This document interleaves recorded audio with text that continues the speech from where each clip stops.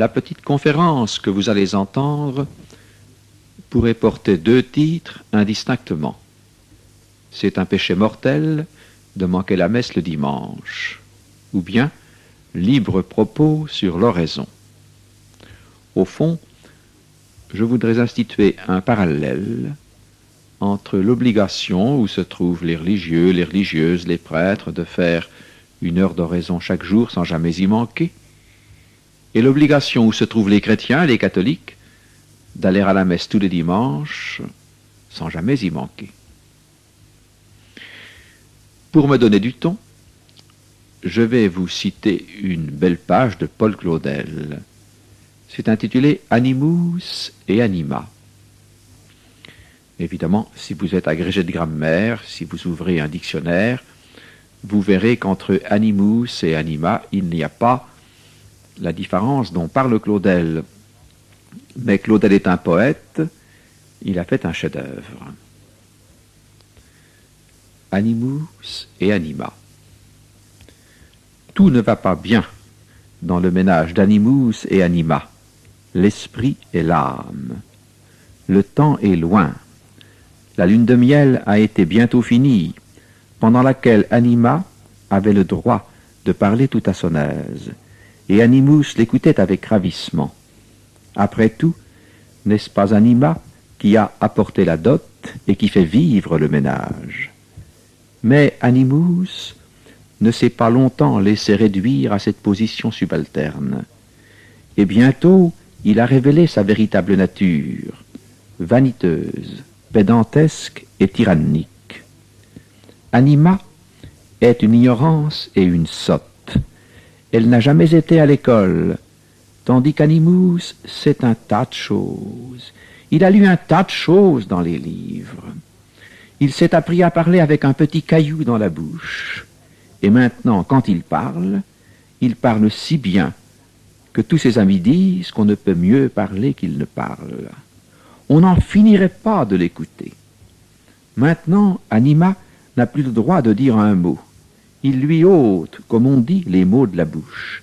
Il sait mieux qu'elle ce qu'elle veut dire. Et au moyen de ses théories et réminiscences, il roule tout ça si bien que la pauvre n'y reconnaît plus rien. Animus n'est pas fidèle, mais cela ne l'empêche pas d'être jaloux, car dans le fond, il sait bien que c'est anima qui a toute la fortune. Lui est un gueux et ne vit que de ce qu'elle lui donne. Aussi, il ne cesse point de l'exploiter et de la tourmenter pour lui tirer des sous. Il la pince pour la faire crier. Il combine des farces, il invente des choses pour lui faire de la peine et pour voir ce qu'elle dira. Et le soir, il raconte tout cela au café à ses amis. Pendant ce temps, elle reste en silence à la maison, à faire la cuisine et à nettoyer tout comme elle peut. Après ces réunions littéraires qui empestent la vomissure et le tabac. Du reste, c'est exceptionnel. Dans le fond, animus est un bourgeois. Il a des habitudes régulières. Il aime qu'on lui serve toujours les mêmes plats. Même, il vient d'arriver quelque chose de drôle. Un jour qu'animus entrait à l'improviste, ou peut-être qu'il sommeillait après dîner, ou peut-être qu'il était absorbé par son travail. Il a entendu anima qui chantait toute seule, derrière la porte fermée, une curieuse chanson, quelque chose qu'il ne connaissait pas moyen de trouver les notes, ou les paroles, ou la clé. Une étrange et merveilleuse chanson.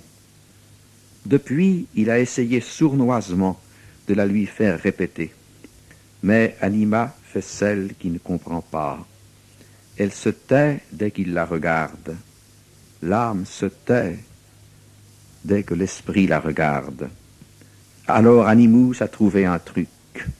Il va s'arranger pour lui faire croire qu'il n'y est pas. Il va dehors. Il cause bruyamment avec des amis. Il siffle, il touche du luth, il scie du bois. Il chante des refrains idiots. Peu à peu, Anima se rassure. Elle regarde, elle écoute, elle respire, elle se croit seule, et sans bruit, elle va ouvrir la porte à son amant divin. Mais Animus, comme on dit, a des yeux derrière la tête.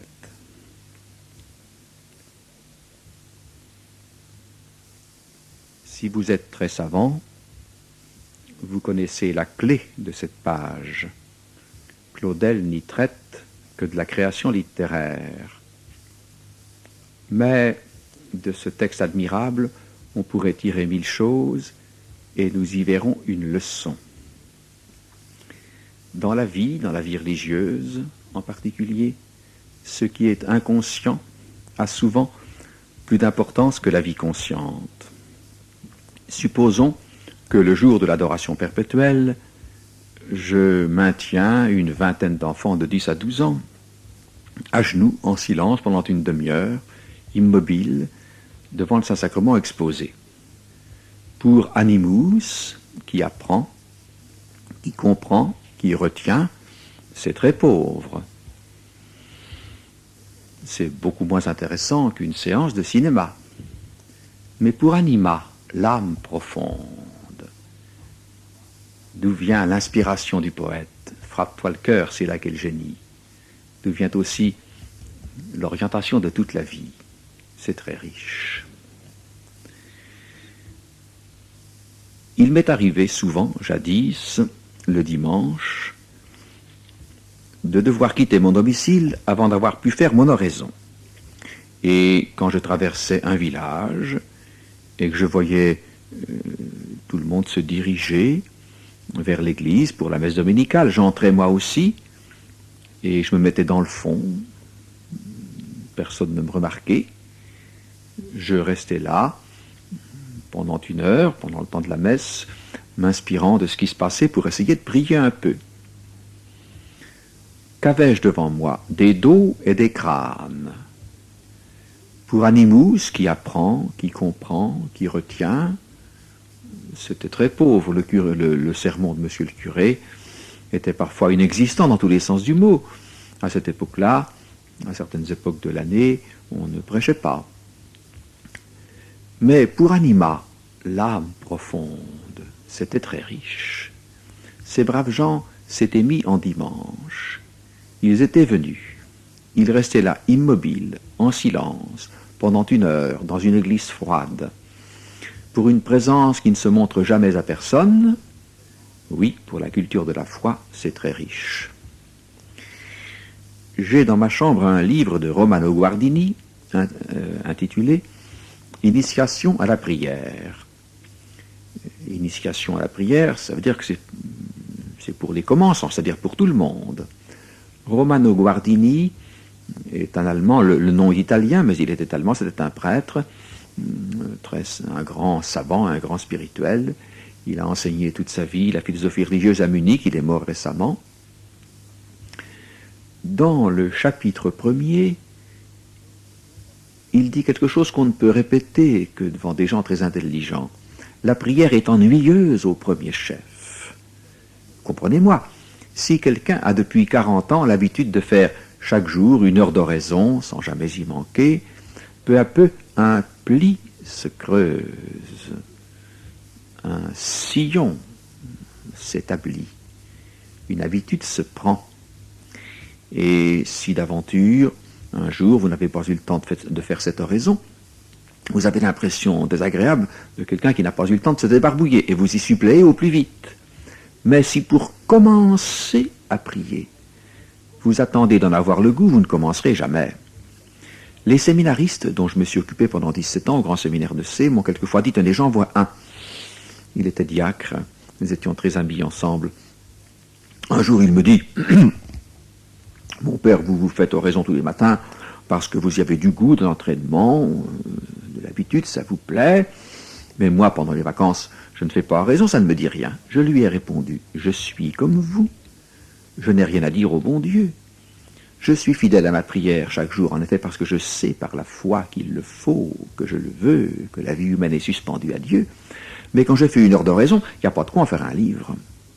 Pour Animus qui apprend, qui comprend, qui retient, c'est très pauvre. Mais pour Anima, l'âme profonde, c'est très riche. Oui, rester chaque jour, pendant 1 heure, immobile, en silence, devant un Dieu qui ne se montre jamais à personne, pour la culture de la foi, c'est très riche. J'ai quelquefois prêché à C, à la cathédrale de C, l'Avent ou le Carême. Un jour, j'avais ainsi parlé de la prière, et le lendemain, un brave homme que je connaissais bien me fait signe, un épicier. Alors j'entre chez lui, et il me dit, vous avez enseigné toutes sortes de choses, l'apologétique, la morale fondamentale, le dogme, le chant grégorien, l'histoire de l'Église. Vous nous parlez de la prière, mais moi je suis épicier, je ne peux pas prier. Alors je lui ai dit la même chose, je me répète, je suis comme vous.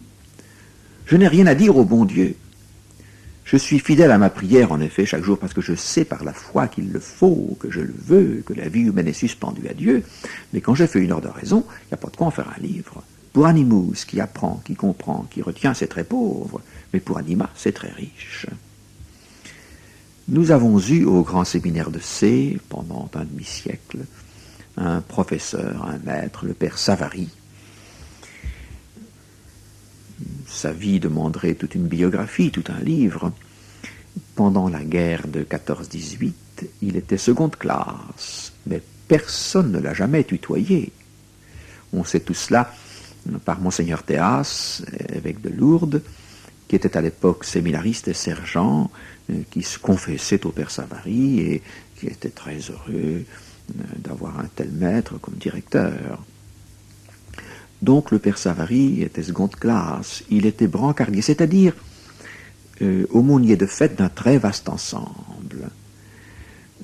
C'était toujours lui qui allait chercher les camarades sous les barbelés, sous prétexte que lui seul pouvait donner les sacrements. Il n'a jamais été ni tué ni blessé. Ses camarades se figuraient qu'il avait un fluide, tout simplement il était l'intime de Dieu, il était protégé. Quand il est rentré de la guerre, il avait à lui tout seul 5 ou 6 pages de citations à l'ordre du corps d'armée, de l'armée, que sais-je. Au grand séminaire, les plus intelligents étaient fiers de suivre ses cours, et tout le monde était convaincu de comprendre tout. Pendant un demi-siècle, c'est lui qui a confessé, dirigé, conseillé, formé, instruit tous les prêtres de C pendant 50 ans. C'était un maître. Alors, en 1946, quand je suis entré comme professeur, quand je suis devenu, si l'on peut dire, son collègue, je ne lui arrivais pas à la semelle. J'avais 30 ans, il en avait 60. Nous avions à cette époque-là, au grand séminaire, 109 élèves en soutane, en latin, en silence et en rang. Alors, j'ai devenu, si l'on peut dire, son collègue, j'ai essayé de tirer du père Savary, mine de rien, quelques petits conseils sur la façon de faire oraison. Il m'a répondu, oh, mais l'oraison c'est difficile, moi j'essaie d'apprendre. Et je me suis dit, si lui, à 60 ans, essaie d'apprendre, moi je puis bien commencer. Montons d'un cran plus haut. J'ai su ce qui s'est passé dans la maison généraliste des pères jésuites à Rome. Vous savez ce que c'est qu'un jésuite. Les jésuites ont été fondés par saint Ignace de Loyola au XVIe siècle. Ils font des études jusqu'à je ne sais quel âge, 30, 33 ans, personne n'est formé comme eux. C'est eux qui prêchent les retraites d'évêques. Le supérieur général des jésuites s'appelle le général des jésuites. Vous savez comment c'est au Vatican. C'est en demi-cercle, la chambre du pape est là sur la droite, et sur la gauche il y a une petite ruelle qui n'a l'air de rien, Borgo Santo Spirito, c'est là qu'habite le général des jésuites. On l'appelle le pape noir parce que il est à 200 mètres du pape blanc, et quand il demande audience, il est reçu, lui. Dans cette maison du général des jésuites, il y avait un frère jésuite. C'est un frère qui n'avait pas fait d'études, mais qui avait la soutane, et qui était tenu à tous les exercices de piété des jésuites. Il y a l'oraison qui dure 1 heure, il y a la lecture spirituelle, il y a l'examen particulier, il y a le chapelet. Enfin, c'est toute une liste de prières qui demandent beaucoup de temps dans la journée. Alors ce frère était là un peu comme le maître de séance, il balayait la maison, il faisait la cuisine. Et il se lamentait, il se disait, moi je n'ai pas fait d'études, ma prière est très pauvre. Si je pouvais seulement savoir comment s'y prend le général des Jésuites pour faire oraison. Et comme il connaissait tout dans cette maison, il savait très bien où le supérieur général se mettait. Alors un jour, il avait tout préparé. Il avait soulevé la petite rondelle métallique qui cache le trou de la serrure par un imperceptible petit bout d'allumette. Et à l'heure dite, il s'est posté, il a mis son œil devant le trou de la serrure et pendant 1 heure, il a observé. Le général des Jésuites était là, qui disait « Ayez pitié de moi, mon Dieu, je suis un misérable. » Et de temps en temps, il y avait une variante qui disait « Ayez pitié de moi, mon Dieu, je ne suis qu'un misérable. » Eh bien, tout le monde pourrait imiter sur ce point le général des Jésuites. Répétez toujours la même chose. C'est une excellente méthode pour faire oraison. Le Christ, pendant son agonie, répétait toujours la même chose. Eumdem sermonem dicens. Cette oraison du Christ en agonie a duré 3 heures. Et vous savez le mot que Jésus répétait, « Père, que ta volonté soit faite et non pas la mienne. » Voilà une excellente façon de faire oraison. Répétez toujours la même chose. C'est un point sur lequel nous pouvons facilement imiter notre Seigneur Jésus-Christ, notre Maître. J'ai très bien connu un vieux professeur de philosophie, professeur dans une sorte de petit séminaire qui était en même temps collège. Il était devenu aveugle, il s'était retiré sur place, il disait tous les matins la messe de la Sainte Vierge qu'il savait par cœur, et après sa messe, il allait se mettre derrière, dans le fond, derrière les élèves, et il faisait une action de grâce d'1 quart d'heure. Il répétait toujours la même chose, la prière de l'aveugle dans l'Évangile.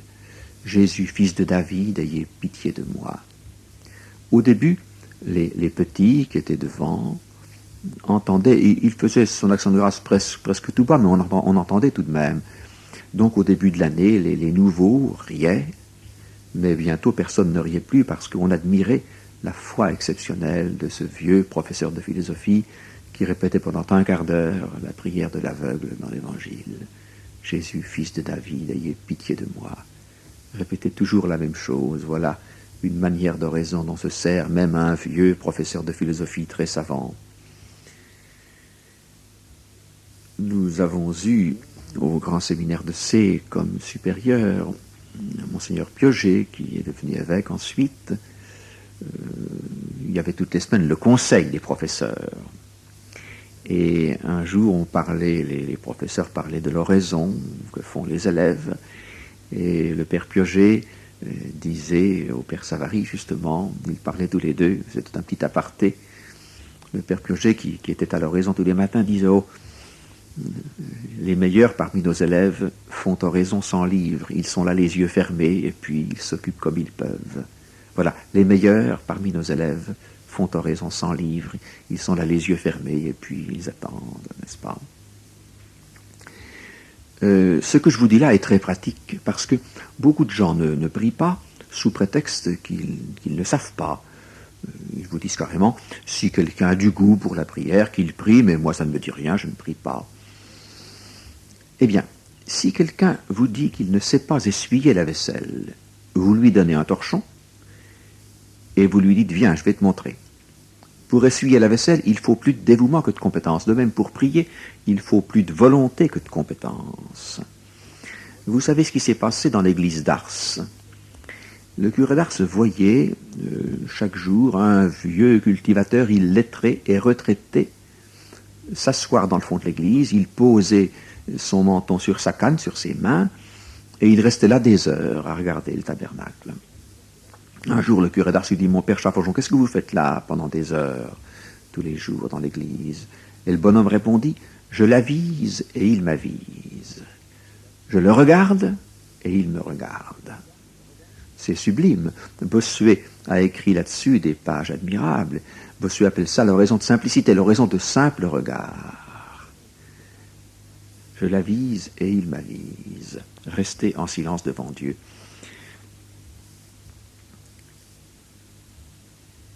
Pendant que j'étais élève à la Cato à Paris, j'étais déjà jeune prêtre, il y avait un aumônier des étudiants de la Cato qui qui était agrégé de l'université, s'il vous plaît, et de temps en temps, il réunissait les jeunes prêtres que nous étions, et un jour, il nous parlait de la prière, de la vie de prière, de la vie d'oraison, et il nous disait comment lui, agrégé de l'université, faisait oraison. Il dit, moi je prends Bossuet, et puis de temps en temps, je fais « Ah ». Alors voyez-vous, il lisait quelques lignes de Bossuet, pas beaucoup, 5 ou 6 lignes, tout doucement, très lentement, et puis il admirait. « Ah ». C'est une excellente façon de faire oraison. Ça suppose du silence devant Dieu. Un livre a fait fureur à une certaine époque. Il s'intitulait « Au cœur des masses ». L'auteur, très compétent, fait un chapitre sur la prière. Et dans ce chapitre, il dit que quand on veut prier, il faut s'habituer à durer devant le bon Dieu. S'habituer à durer devant le bon Dieu. On ne peut pas faire oraison sans sa montre. Quand il y a 2 minutes que vous êtes là, vous avez l'impression d'être là depuis 2 heures. Tandis que si vous avez une montre, vous vous dites, eh bien, tu en as pour une demi-heure ou pour 1 heure, selon les cas. Un jour, un de mes amis, un jeune homme que je connaissais bien, qui m'avait entendu parler de tout cela, me dit, vous voulez que je lui explique? Je dis, viens donc, je vais te faire une leçon de choses. Alors je l'emmène au fond d'une église. Nous nous installons là au fond d'une église et puis nous restons là.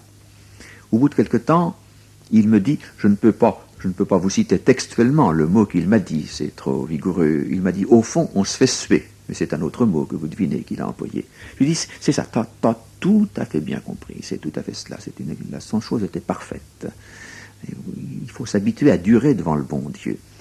J'ai fait ma retraite 1 année sous la direction d'un prédicateur, un vieux prêtre de 71 ans, provincial d'un ordre religieux très connu. Un vieux loup de mer, qui faisait son oraison tous les jours, croyez-moi. Il nous a fait une méditation d'1 heure sur l'oraison. Il nous disait qu'il connaît par cœur les cassures du pavé de la petite chapelle où il fait oraison tous les matins, car que faire pendant 1 heure d'oraison, sinon examiner les cassures du pavé? Alors vous voyez bien, il s'agit d'un vieux prêtre qui depuis 50 ans et plus peut-être n'a jamais manqué son oraison, qui en fait bien plus d'1 heure, croyez-moi, tous les jours. Mais que faire pendant 1 heure d'oraison, sinon examiner les cassures du pavé? Un jour que je prêchais chez des religieuses, une communauté de contemplatives assez nombreuse, très nombreuse même, je leur ai raconté ça. Elles ont éclaté de rire, c'était le fou rire, parce que leur rire voulait dire, nous c'est exactement ça, n'est-ce pas? C'est tout à fait pareil, c'est tout à fait cela, c'est tout à fait cela. Vous savez ce qui s'est passé au Carmel de Lisieux? Tout le monde connaît le Carmel de Lisieux, où a vécu Sainte Thérèse de l'Enfant Jésus. Les carmélites font 2 heures d'oraison par jour, 1 heure le matin, 1 heure le soir, des spécialistes, quoi. La prieure du Carmel de Lisieux a été pendant 50 ans Mère Agnès. C'était Pauline, la seconde des filles Martin. Elle avait du génie, c'était la perle fine, comme disait son père. Et quand on demandait à Mère Agnès si elle avait des consolations dans l'oraison, elle disait non, je suis à mon travail, c'est ce qui compte. Et quand on lui demandait ce qu'elle faisait pendant l'oraison, elle disait, oh, je prends Notre Père, je vous salue Marie, salve Regina. Voyez-vous, des prières très simples. Voilà donc une carmélite de grande valeur, de grande expérience. Eh bien, pendant ces heures d'oraison, elle prend les prières que tout le monde connaît par cœur. Et elle s'occupe ainsi devant Dieu. Un jour, une carmélite vint demander à Mère Agnès la permission d'être dispensée de l'heure d'oraison du soir, parce qu'elle avait du travail. Voyez-vous, au Carmel aussi, on a du travail. Et la première pensée qui vous vient, c'est de prendre sur le temps de la prière pour faire le travail. Parce que 1 heure d'oraison, c'est une heure de perdu. On ne fait rien pendant qu'on prie. C'est tout à fait évident. Alors, cette religieuse avait pour travail à ce moment-là de faire des enluminures. Elle recopiait de belles pensées, c'est ça. Alors, elle pensait, elle se figurait que recopier de belles pensées, ça vaudrait largement 1 heure d'oraison. Et Mère Agnès lui dit non. Il vaut mieux faire la momie pendant 1 heure devant le bon Dieu que de recopier de belles pensées. Voyez-vous, faire la momie pendant 1 heure devant le bon Dieu. J'ai prêché une fois dans un petit séminaire que je connais bien.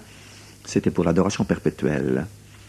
Et je disais aux élèves, en particulier au terminal, aux philosophes, comme on disait alors, vous aspirez à entrer au grand séminaire bientôt, vous espérez y trouver des cours profonds, des lectures spirituelles enrichissantes.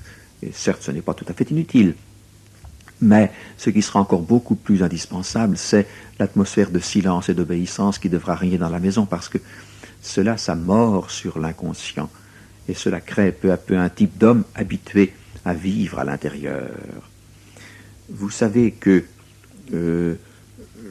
la Sainte Église catholique a montré beaucoup de goût pendant très longtemps pour le chant grégorien, et le dernier concile, le concile Vatican II, a fait un petit couplet à la gloire du chant grégorien qu'aucun concile n'avait jamais fait. Pourquoi ce goût de l'Église catholique pour le chant grégorien? Parce que c'est un chant qui crée une atmosphère qui mord peu à peu sur l'inconscient et qui crée un type d'homme habitué à vivre à l'intérieur. L'expérience a été faite souvent dans une salle où tout le monde s'amuse, où tout le monde joue, tout le monde chahute. Si vous mettez tout à coup un disque de chant grégorien, un silence s'établit. Mon vieux professeur de philosophie disait « La musique musicalise les sentiments. Si vous mettez une musique de danse, tout le monde se met à danser. Si vous mettez un disque de chant grégorien, cela introduit peu à peu au mystère de Dieu. » En 1622, Guillaume de Nassau, prince d'Orange, avait décidé de s'emparer par surprise de la ville d'Anvers. C'était l'époque où les Hollandais protestants faisaient la guerre aux Belges catholiques. Le coup devait normalement réussir. Le prince avait embarqué une armée puissante sur une flotte énorme au début d'une nuit sereine. Mais le prince avait compté sans la prieure du Carmel d'Anvers, qui fut mystérieusement averti qu'un grand danger menaçait la ville. Au début de la nuit, la prieure réunit toutes les carmélites à la chapelle devant le tabernacle. Vers minuit, elle renvoya ses filles et resta seule devant l'hostie. Vers 2 heures après minuit, nous dit le vieux texte qui raconte la chose, une carmélite, qui avait une particulière sollicitude pour sa supérieure, vint voir ce qui se passait. La prieure était à genoux, les bras en croix, elle était en âge. Elle disait, « Si j'avais vaincu une armée, je ne serais pas plus fatiguée. » Mais une voix lui murmurait toujours, « Encore, encore, encore. » Quand le jour se leva, la prieure saisit que c'était fini. Elle alla prendre un peu de repos. Vers midi, on sut ce qui s'était passé. Il s'était élevé en pleine nuit sur la mer une tempête si horrible et un vent si froid qu'en un clin d'œil, les cordages et les voiles des navires avaient été trempés, glacés, brisés net. La flotte avait été anéantie. Tant il est vrai qu'une âme qui prie est plus puissante qu'une armée. Souvent, nous nous demandons comment tourneront les choses. Nous sommes inquiets pour l'avenir. Notre avenir, l'avenir de ceux que nous aimons, eh bien, prions de toute notre âme. Faisons oraison tous les jours, si c'est notre vocation. Allons à la messe tous les jours, si c'est notre vocation. Allons-y au moins chaque dimanche. Vous me direz, on n'a pas le temps. On n'a pas le temps. Je voudrais éclairer cette question par quelques exemples que j'ai vécus. À la Libération, j'ai été nommé vicaire à Alençon. Je succédais à un prêtre que je n'avais pas pu rencontrer car il avait été prisonnier. Et tout le monde me disait « Ah, monsieur l'abbé Launay faisait comme ci, monsieur l'abbé Launay faisait comme ça. » Et j'aurais bien voulu le rencontrer pour qu'il me dise comment faire pour être un bon vicaire. On paierait cher pour savoir ces choses-là. Un jour, vers 7 heures du soir, je sortais de l'église où j'avais confessé, j'allais pour dîner. J'aperçois sa silhouette, je le connaissais un peu. Je cours après lui, je dis écoutez, voilà, vous ne me connaissez pas, mais c'est moi qui suis à votre place, et tout le monde me dit que vous faisiez comme ci, que vous faisiez comme ça, vous ne pourriez pas m'expliquer. Dans un premier temps, il me dit, oh, moi je suis le passé, vous êtes l'avenir, vous ferez comme moi, vous vous débrouillerez. Et puis, se ravisant, il me dit, venez dîner avec moi chez un tel. Ils ne sont pas prévenus, mais plus un de moins, ils vont être contents. Alors, je le suis, et puis, pendant qu'il mangeait sa soupe, il m'a raconté l'histoire suivante, c'est authentique. Donc, quand il était vicaire, il y avait à ce moment-là 25 000 habitants à Alençon, beaucoup de choses étaient centralisées à la paroisse Notre-Dame, et il préparait la kermesse. C'était un gros travail de préparer la kermesse. Un matin, il se dit, il faut que je prépare la kermesse, je n'ai pas le temps de faire mon oraison. C'est évident, c'est évident. Il n'avait pas d'auto à cette époque-là, il avait un vieux vélo. Il avait préparé une petite feuille sur laquelle il avait mis les diverses visites à faire ce jour-là, pour ne pas revenir sur ses pas. Monsieur un tel, madame une telle, mademoiselle une telle. Alors, visite numéro 1, monsieur un tel. C'est évidemment la dame qui se présente et qui répond, mais monsieur l'abbé, mon mari vient de sortir, moi je ne suis pas au courant, il faut que vous reveniez. Visite numéro 2, madame une telle. C'est évidemment le monsieur qui se présente et qui dit, mais monsieur l'abbé, ma femme vient de sortir, moi j'y connais rien, il faut que vous reveniez. Visite numéro 3, mademoiselle une telle. C'est la maman qui se présente, qui dit, mais monsieur l'abbé, ma fille vient de partir, moi j'y connais rien, il faut que vous reveniez. Bref, à 12h30, quand il s'est mis les pieds sous la table, il n'avait rien fait, il avait perdu toute sa matinée. Et en mangeant sa soupe, il s'est dit, demain je commencerai par faire mon oraison. Le lendemain, en effet, il a fait son oraison. Et toutes les personnes dont il avait besoin sont venues le voir spontanément. Il y avait même une question extrêmement épineuse qui ne pouvait se régler que si 5 personnes étaient là en même temps. Eh bien, ces 5 personnes-là se sont trouvées là en même temps. Autrement, il aurait fallu faire je ne sais combien de petits papiers, donner je ne sais combien de coups de téléphone. Eh bien, alors tout le monde n'a pas le téléphone, il faut faire des visites. C'est très compliqué. Or, ces 5 personnes-là se trouvaient là en même temps. Il faut d'abord commencer par faire son oraison et le bon Dieu ensuite arrange les choses, comme par miracle. Je vous raconte encore un souvenir personnel, on ne devrait jamais parler de soi, mais enfin, c'est ce qu'on connaît le mieux.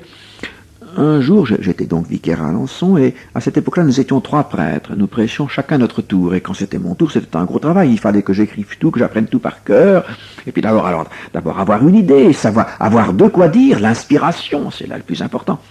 Et une semaine, je me souviens très bien, lundi, rien.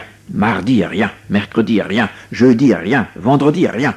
Rien, c'est-à-dire pas une minute pour s'asseoir, et puis surtout, pas une idée. Si on avait encore une idée très vive, on trouverait un petit papier pour griffonner quelques mots, mais aucune idée. J'arrive au samedi matin, rien. C'est la première fois de ma vie que je me trouvais à la veille de parler sans savoir ce que je dirais. Alors je me dis, dans un premier temps, j'ai pas le temps de faire mon oraison, c'est évident. Il y a mon sermon, et puis tout de même, je me suis repenti, j'ai commencé par faire mon oraison. Ça s'est passé comme ça. Et quand j'ai eu fini mon oraison, on a sonné. J'étais jeune à l'époque, j'ai dévalé l'escalier en courant, je suis allé ouvrir. C'était une vieille fille, excusez-moi, qui m'apportait un petit paquet pour que je le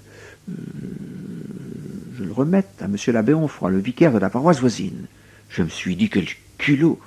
Elle ne pourrait pas aller le porter elle-même. Et puis, je fais contre mauvaise fortune bon cœur, je fais de nécessité vertu. Je lui ai dit aimablement, oui, je vais vous porter ça, mademoiselle, tenez, donnez-moi ça. Et au fond,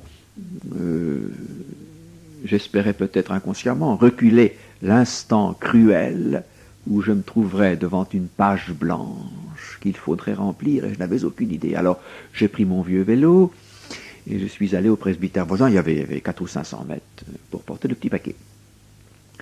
Le vicaire en question était pour moi comme un frère, j'entrais chez lui comme chez moi, il n'était pas là. Je monte l'escalier, je pousse la porte, il n'y avait personne, je pose mon petit paquet sur le milieu du bureau, au milieu d'un grand désordre de papier.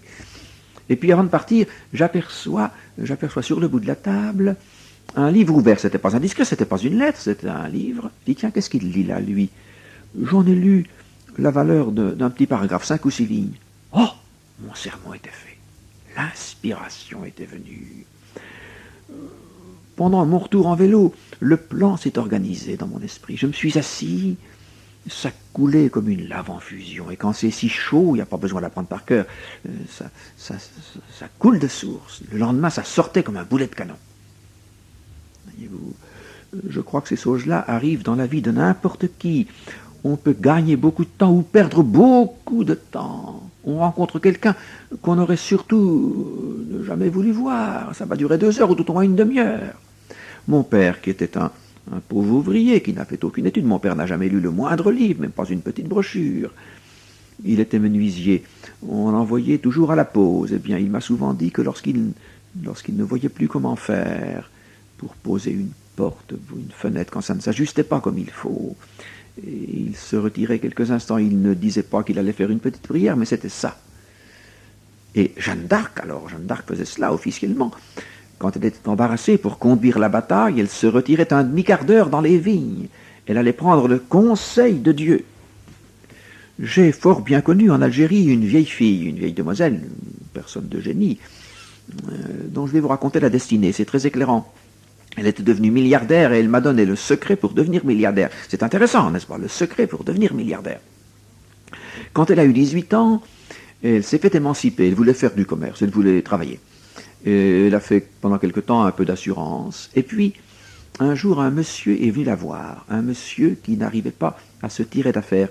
Il possédait un petit magasin de phonographes et il faisait faillite.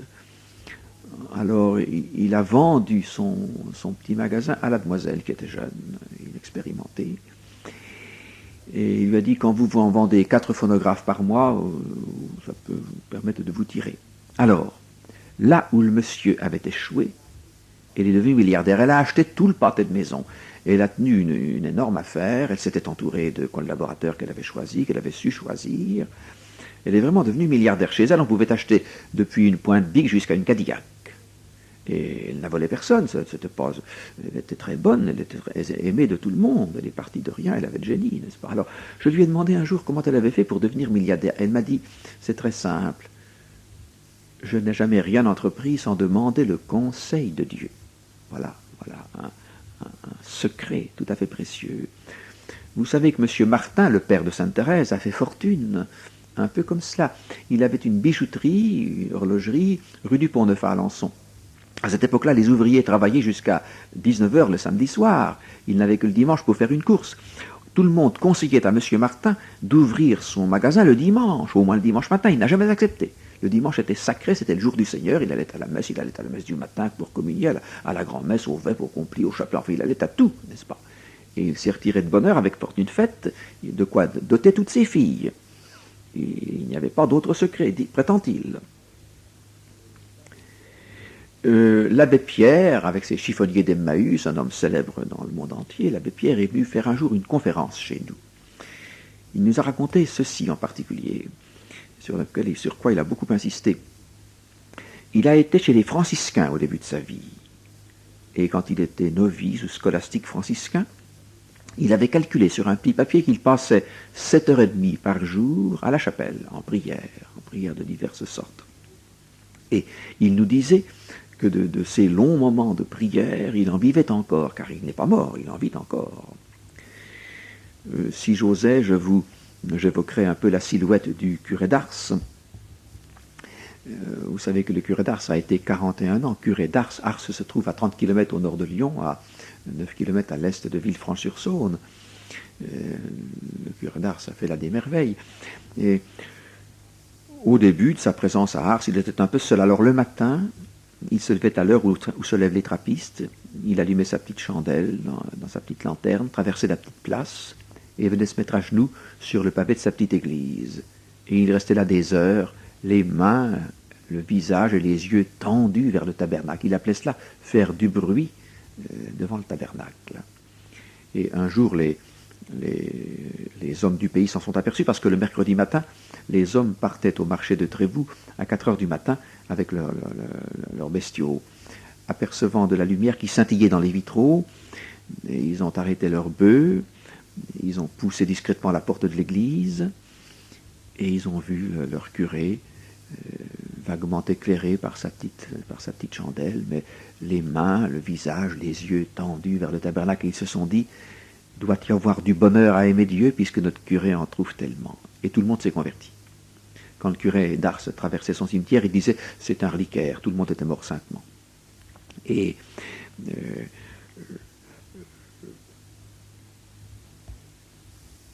pendant une trentaine d'années, le régime était le suivant à Ars. On fermait l'église d'Ars à 9h du soir. On la rouvrait à minuit. Pourquoi minuit? Parce que la foule attendait. La foule attendait combien de temps? Ça dépend. 1 jour en plein hiver, 2 jours à la demi-saison et plus de 3 jours en été. On attendait quoi? Pour se confesser. Et pourquoi venait-on de si loin, de toute la France et même de toute l'Europe? Parce que le curé d'Ars lisait dans les cœurs et voyait l'avenir. Au début, le curé d'Ars recevait 30 000 personnes par an, à la fin 100 000, ce qui donne 2 millions quand on calcule bien. Et la vie du curé d'Ars serait difficile à raconter parce qu'il faudrait réunir ces 2 millions de personnes dans la vallée de Josaphat et donner la parole à chacun. Et chacun raconterait, il y a un livre qui donne 200 cas qui sont connus, c'est merveilleux. Le curé d'Ars a obtenu cela par sa prière, par sa faction très longue devant le Saint-Sacrement, devant le tabernacle.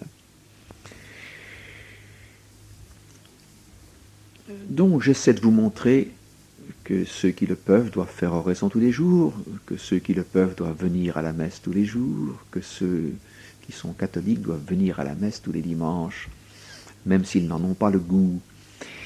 Mais vous me direz, des foules n'y viennent plus. C'est ce qu'on appelle le processus de déchristianisation. Pour vous décrire ce processus, je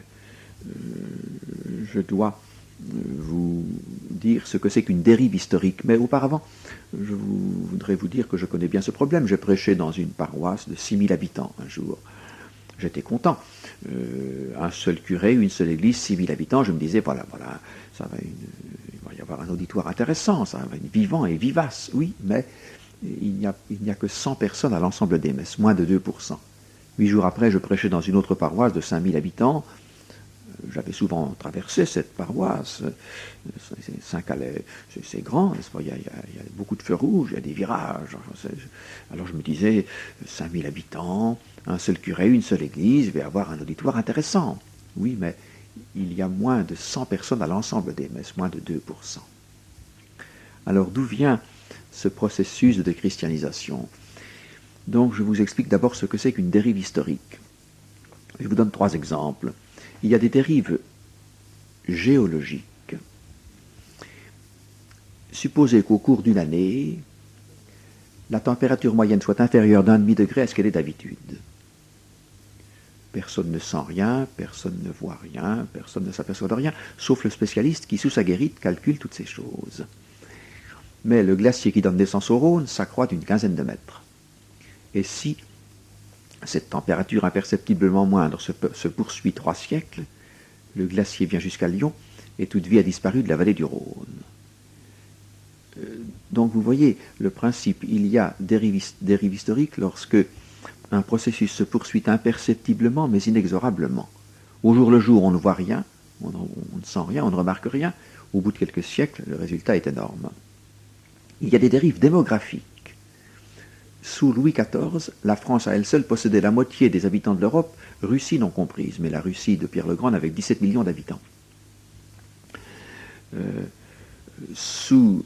Quand Louis XIV faisait la guerre, quand le roi faisait la guerre, en principe il gagnait, il avait du monde. Sous Napoléon, la France n'était plus que 20% de l'Europe, et actuellement encore beaucoup moins. Au cours d'une guerre éventuelle, nous ne serions pas forcément moins courageux, mais moins nombreux. La France a perdu son poids démographique. Du temps de Shakespeare, il y avait seulement 5 millions de personnes à la surface du globe qui parlaient anglais. Maintenant, il y en a au moins 500 millions. Voyez-vous donc, le principe est le même. Au jour le jour, on ne voit rien, on ne sent rien, on ne s'aperçoit de rien, mais au bout de quelques siècles, le résultat est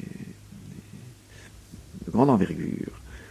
Donc il y a des dérives géologiques, démographiques, il y a des dérives idéologiques, c'est-à-dire qu'une idée peut traverser un peuple sur des générations. 3 images peuvent aider à le comprendre. D'abord l'image du Gulf Stream.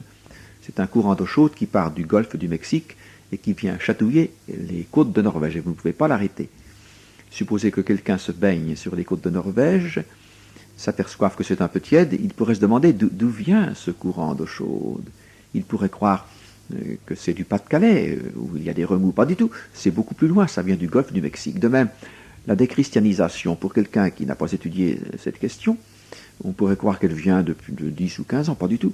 Ça vient de bien plus loin, comme j'essaierai de vous le montrer. Il y a maintenant l'image du bassin d'Arcachon. Vous savez, c'est une petite mer intérieure au sud de Bordeaux qui communique avec l'océan par une toute petite passe. À marée montante, un énorme courant s'engouffre là-dedans, et à marée basse aussi d'ailleurs. Les abords du bassin sont très dangereux. Un jour, étant plus jeune, j'étais au milieu du bassin d'Arcachon en barque avec des amis. À 4h30, à l'heure du bain, après la digestion, nous avons tous plongé, sauf un qui gardait les rames. Et pendant 5 ou 6 minutes, nous avons pataugé.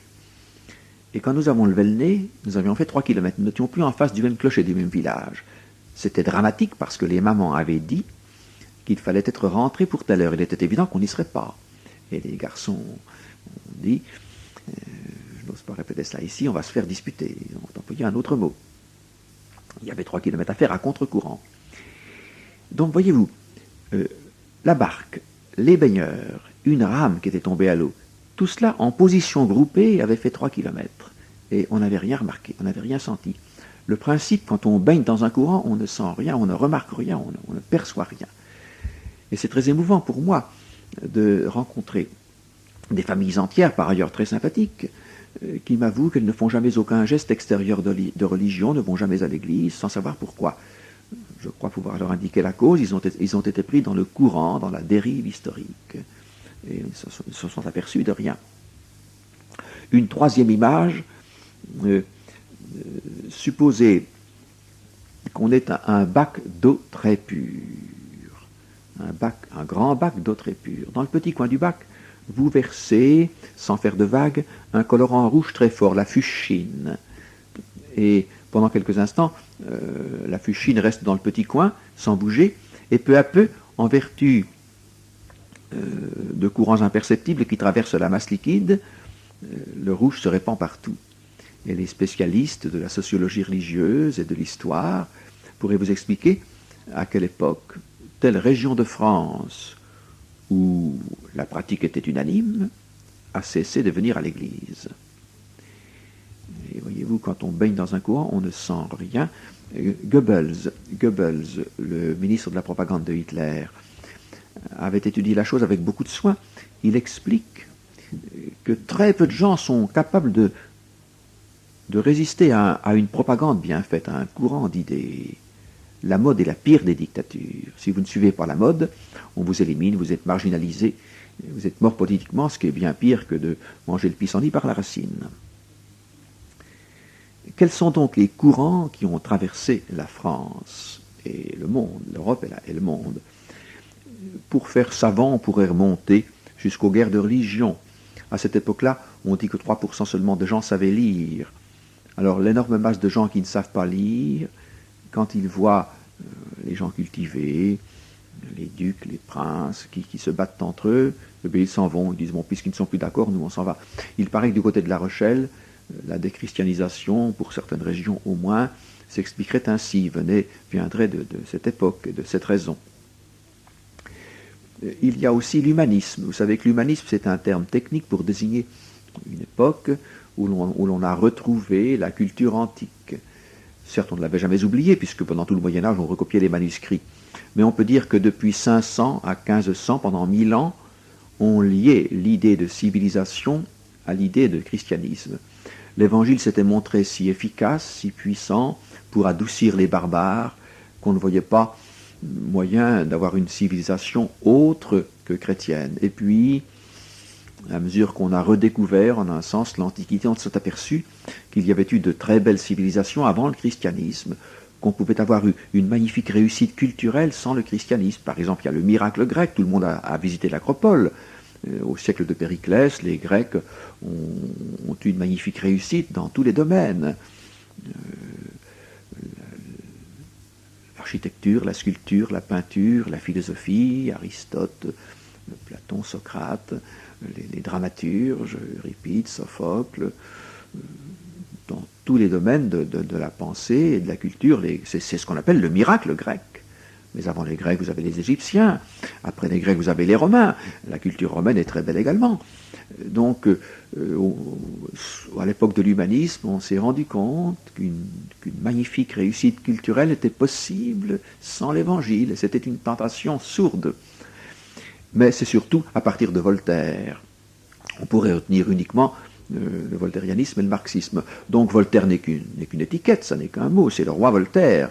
Il représente une époque, parce qu'il a une place en vue. Mais il y a eu beaucoup d'autres philosophes au XVIIIe siècle. D'ailleurs, le voltairianisme a revêtu des formes très variées. Ça s'est appelé parti républicain, puis parti radical et radical socialiste, puis donc là, il y a la franc-maçonnerie, la libre pensée, l'école laïque, la neutralité. Je ne prétends pas énumérer toutes les formes de voltairianisme. Et supposons qu'on fasse la liste de tous les philosophes du XVIIIe siècle, non seulement en France, mais au Portugal, en Italie, en Espagne, en Allemagne, en Angleterre. Quelques-uns d'entre eux conservent un certain déisme. Tout le monde connaît par cœur les 2 vers de Voltaire. Quant à moi, plus j'y pense, et moi je puis songer que cette horloge marche et n'est pas d'horloger. Donc, beaucoup de philosophes du XVIIIe siècle gardent un certain déisme, mais un Dieu si froid, si pâle, si lointain, un Dieu dont on ne parle qu'on ne prie jamais, dont on ne parle que pour s'en moquer ou pour l'attaquer. Mais une partie des philosophes du XVIIIe professaient un athéisme franc ou rond ou carré. Par exemple, le baron d'Holbach ou Hume en Angleterre. J'ai dans ma chambre un livre de Hume, Dialogue sur la religion naturelle, où Hume explique à ses camarades philosophes français que lorsqu'on a éliminé l'Église et le Christ, il faut éliminer Dieu, que c'est plus pratique, le terrain est complètement dégagé. Et c'est cet athéisme franc qui l'a emporté. Alors, le voltairianisme a été relayé un siècle plus tard par le socialisme, le communisme, le marxisme. J'ai dans ma chambre un livre de Garaudy sur le marxisme. Le chapitre 1er est un éloge dithyrambique de la Révolution française, parce que, dit-il, le marxisme n'a fait qu'assumer l'athéisme de la Révolution française. En effet, j'ai un ami qui est professeur de philosophie au Grand Séminaire de Lille, et il fait une grosse thèse de philosophie pour montrer que les philosophes du XIXe siècle ont puisé leur athéisme dans les philosophes du XVIIIe siècle. Par exemple, la formule fameuse la religion est l'opium du peuple se trouve déjà pratiquement dans le baron d'Holbach. Si bien qu'actuellement, dans l'esprit de beaucoup de nos contemporains, il y a une couche doublement recuite. L'irreligion diffuse à la Voltaire et l'athéisme franc à la Karl Marx. Et l'idée de dérive historique permet de comprendre comment de braves gens qui n'ont jamais lu ni Voltaire ni Marx en sont pratiquement très imprégnés. Par exemple, chez nous, au Grand Séminaire, nous avons un coin de la bibliothèque qui s'appelle l'Enfer. C'est là où l'on met les livres qu'on ne peut pas montrer aux enfants de Marie. Nous avons toute la collection de Voltaire. Eh bien, quand on écarte les bras, à droite et à gauche, on ne peut même pas toucher les 2 bouts. Voltaire, c'est énorme. Qu'est-ce qui a lu tout cela? Presque personne, mais beaucoup de gens sont imprégnés. Nous avons chez nous un hebdomadaire qui, chaque semaine, fait un petit articulé d'une vingtaine de lignes, distillant un voltairianisme qui ne dit jamais son nom. Mais les gens en sont imprégnés et ont été christianisés ainsi insensiblement. De même, le Das Kapital de Karl Marx, n'est-ce pas, le Capital, qu'est-ce qui a lu tout ça dans la majesté du texte allemand? Presque personne, mais tout le monde en est imprégné. Nous assistons tous les jours à des cours de marxisme, dans la presse, la radio, la télé. On nous explique que c'est que la dictature du prolétariat, la lutte des classes. On nous explique qu'il suffirait que tous les électeurs votent socialiste pour que tous les citoyens soient heureux parfaitement en ce monde et en l'autre. Le socialisme étant le salut, voyez-vous. Peu à peu, l'idée pénètre.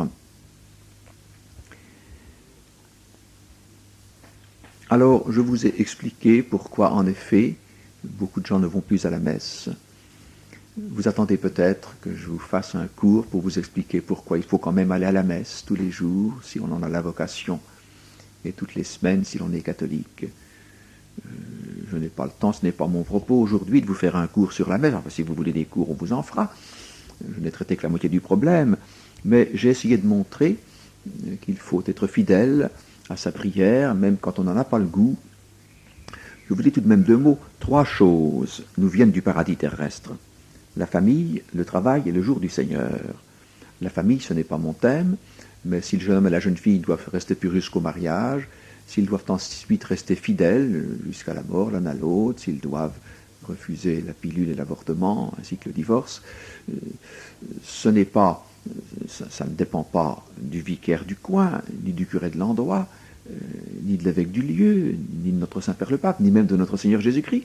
Ça vient du Créateur, c'est la nature, c'est Dieu qui a fait les choses ainsi. La famille, le travail, tout le monde voit bien qu'il faut avoir un métier pour gagner sa vie. Le jour du Seigneur, eh bien, dès le début de la Genèse, on voit le jour du Seigneur, le 7e jour, le repos de Dieu. C'est un jour qui appartient à Dieu, c'est sacré, il ne faut pas y toucher. C'est pour cela qu'il faut aller à la messe tous les dimanches. Quand j'étais élève au grand séminaire, nous avions un professeur dont je vous ai parlé, le Père Savary.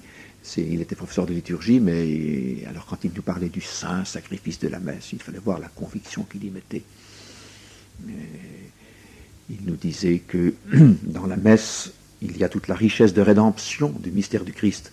Vous savez ce qu'on appelle le mystère du Christ, c'est l'incarnation, la naissance, la croissance, la passion, la mort, la résurrection, l'ascension, la Pentecôte. Le Christ nous a sauvés par tout son mystère. Et sous les espèces du pain et du vin, il y a plus que la présence réelle, si l'on peut dire, il y a toute la richesse de rédemption du mystère du Christ. C'est pour cela qu'il faut aller à la messe tous les dimanches. On nous disait aussi que, de même qu'il faut un train de plaque-bande pour faire un gramme de radium, il a fallu ainsi toute la richesse de rédemption du mystère du Christ pour faire l'Eucharistie. Puisque je crois, j'ai encore un instant, je vais vous citer quelques exemples de gens que je connais bien qui vont à la messe tous les jours. Je connais un gros PDG qui est docteur en médecine, docteur en pharmacie, docteur en sciences, c'est très rare. Il a été directeur d'un laboratoire de recherche pendant longtemps. Il a été ensuite le patron d'un grand ensemble. Il a 11 enfants. Alors, il va à la messe tous les matins à 7h30. Remarquez qu'un gros PDG peut faire autre chose que d'aller à la messe tous les matins. Il pourrait rester au lit, par exemple. Sa femme aussi, il va à une autre heure. Eh bien, ils ont 11 enfants. J'ai essayé de savoir ce que sont devenus les 11 enfants. Ils m'ont dit, eh bien, nous avons une fille qui a épousé un monsieur qui n'est pas très pratiquant, alors elle est en demi-teinte, mais tous les autres sont catholiques et plus que ça, ils sont convaincus dans leur foi. Et j'ai essayé de savoir auprès du plus jeune des enfants si c'était vraiment exact. Il m'a dit oui, c'est un grand gars de 19 ans et demi qui a du poil aux pattes, enfin il est très vigoureux, il m'a dit oui c'est vrai. Et puis il m'a dit papa, je ne peux pas vous citer le texte exact, mais papa n'est pas embêtant. Il m'a dit vraiment le mot de Rembrandt, n'est-ce pas? Donc j'ai bien deviné, les 11 enfants ont toujours su que leurs parents sont très convaincus, mais leurs parents ne les ont jamais ennuyés. André Frossard, après sa conversion, allait à la messe de 6 heures tous les matins. Et il y retrouvait des vieilles dames, des vieilles demoiselles, auxquelles il était très reconnaissant d'avoir maintenu l'Église vivante pour qu'il la trouve vivante, lui. Les parents de Sainte Thérèse, les parents Martin, allaient à la messe de 5h30 tous les matins. Et à 5h25, quand les gens du quartier entendaient grincer la porte des Martins, ils se retournaient dans leur lit en disant au moins on a encore 5 minutes, on a encore quelques instants avant de se lever. Voyez-vous. Et monsieur et madame Martin allaient à la messe de 5h30 parce qu'ils y retrouvaient les ouvriers, les pauvres gens qui n'avaient que ce moment-là pour y aller. Et eux aussi travaillaient, ils n'avaient que ce moment-là pour aller à la messe tous les matins, n'est-ce pas? Je puis dans ma famille, ça m'aime beaucoup, mes parents, mon père était un pauvre ouvrier, mais chez moi, on n'a jamais manqué la messe, sous aucun prétexte. Je me souviens, quand j'étais tout petit, j'entendais expliquer que mon père irait, dimanche prochain, déménager la tante Marcel à Falaise. Alors mon père terminait son travail à 7h du soir, le samedi. On expliquait qu'il aurait encore le temps de se changer, c'est-à-dire se mettre en dimanche, pour prendre un autobus qui partait à 19h25, arriver à Falaise à 20h30, alors il pourrait dîner, coucher. Et le dimanche matin, il y avait une messe de 7h dans une église dont on donnait le nom, et on savait que mon père pourrait avoir la messe, et ensuite il déménagerait la tante Marcel. On savait dans ma famille qu'on pouvait travailler le dimanche pour aider quelqu'un qui en avait vraiment besoin. Et une autre fois, je me souviens, nous avons fait un voyage. Ma mère était de Honfleur, et on avait projeté d'aller à Honfleur le dimanche suivant. Alors, il fallait prendre un train à 6h moins 5 du matin, changer à Ménimogé, à Lisieux, on arrivait à midi moins le quart. On mettait 6 heures pour faire 60 km. Mais ce voyage n'était projeté que parce que mon père, qui était du pays, savait que tout près de la gare de Lisieux, il y avait une église où l'on pouvait avoir la messe. Sinon, si on n'avait pas pu avoir la messe, on n'aurait jamais fait ce voyage, n'est-ce pas? Ça m'édifie beaucoup de voir des pauvres gens qui considéraient la messe comme un absolu. Je terminerai en citant trois formules que vous connaissez peut-être. Un écrivain est un martyr qui ne sera pas mis à mort. Si vous voulez faire un gros livre, il faut vous enfermer dans une chambre, dans un cabinet, dans un bureau. Sans doute les murs sont tapissés de livres, vous avez le droit de consulter les livres, d'autres livres si vous voulez, mais pas trop, parce que vous avez surtout une page blanche devant vous, il faut la remplir. Et c'est un enfantement qui n'est pas sans douleur, je vous le dis. Un écrivain est un martyr qui ne sera pas mis à mort. Fabricant d'eau, fit Faber, c'est en forgeant qu'on devient forgeron. C'est en allant à la messe qu'on apprend à la suivre. Et pour terminer, je vous cite une formule que notre vieux supérieur du grand séminaire nous citait volontiers. Nous avions 18-20 ans, 20-25 ans, l'âge du soldat. Nous aimions mieux courir dans les couloirs et aller voir les voisins que de rester en silence dans notre chambre pour travailler. Alors il nous disait « Cella continuata dulcessit ». La cellule s'adoucit à force d'y rester. Eh bien, l'oraison s'adoucit à mesure qu'on la fait. La messe s'adoucit à mesure qu'on en prend l'habitude. C'est la grâce que je vous souhaite, ainsi soit-il.